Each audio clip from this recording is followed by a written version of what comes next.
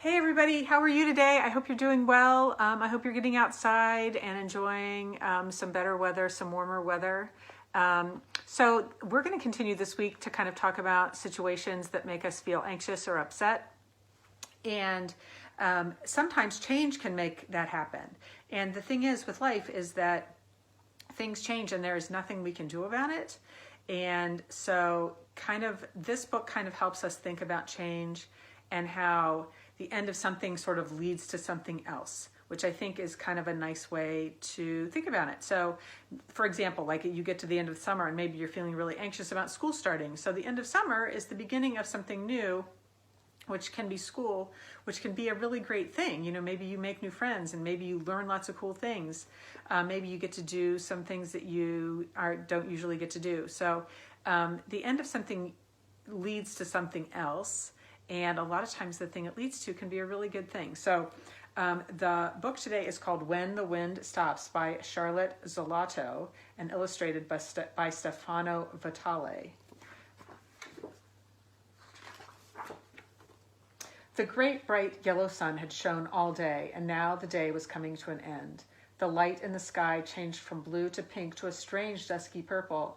The sun sank lower into the long glowing clouds. The little boy was sorry to see the day end.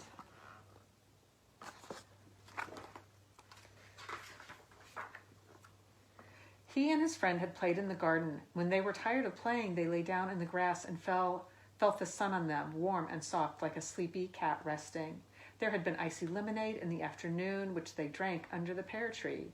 And the little boy's father read him a story on the porch before bed. Sounds like a really, really fun day. I wonder what a great fun day would look like for you. Now his mother came to say goodnight. Why does the day have to end? He asked her. So night can begin, she said. Look. She pointed out the window where, high in the darkening sky, behind the branches of the pear tree, the little boy could see a pale sliver of moon. That's the night beginning, his mother said, resting her hand on his shoulder, the night with the moon and the stars in the darkness for you to dream in. These pictures look like they were painted on a piece of wood. It may be hard for you to see. But where does the sun go when the day ends? The little boy asked. The day doesn't end, said his mother. It begins somewhere else. The sun will be shining there when night begins here. Nothing ends. Nothing? The little boy asked. Nothing, his mother said. It begins in another place or in a different way.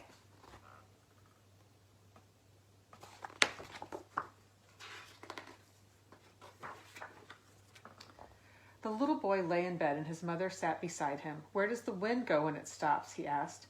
It blows to make the trees dance somewhere else. I wonder if you've ever wondered that, where the wind goes. Where does the dandelion fluff go when it blows away? It carries the seed of new dandelions to someone else's yard. Lawn, it says lawn.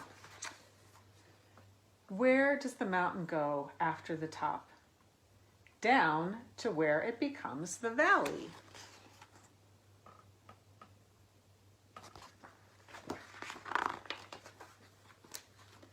Where do waves go when they break on the sand? Sucked back into the sea, into new waves. I wonder if you've ever watched the waves on the beach. Where does the rain go when the storm is over? Into clouds to make other storms.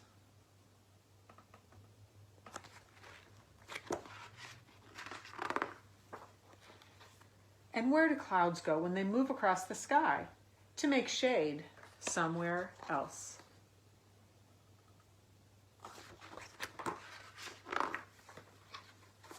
And the leaves in the forest, when they turn color and fall into the ground to become part of new trees and new leaves.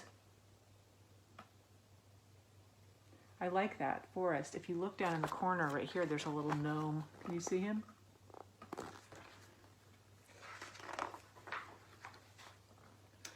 But when the leaves fall, that is the end of something, the little boy said. It is the end of autumn. Yes, his mother said, the end of autumn is when winter begins.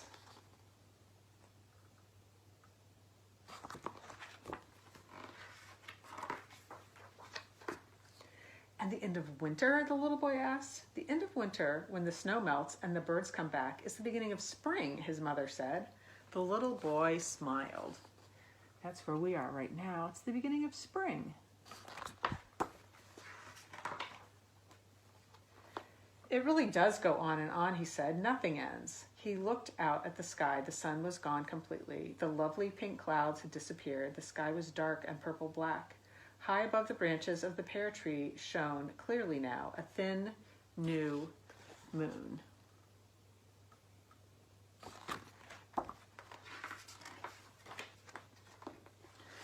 Today is over, his mother said. It is time for sleep, and tomorrow morning when you wake, the moon will be beginning a night far away, and the sun will be here to begin a new day. The end. That's the end of that book. So, I wonder, first of all, what do you think about that book? I wonder if you have ever seen that book before. And I wonder if you can think about changes that you have gone through in your life.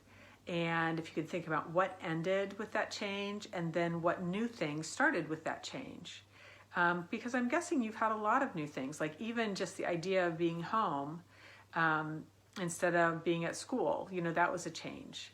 And so, endings can lead to new beginnings. I hope you are well, and I hope I get to see you soon. And I hope that, as usual, you are trying something new and doing something new and maybe teaching yourself something you'd always wanted to know.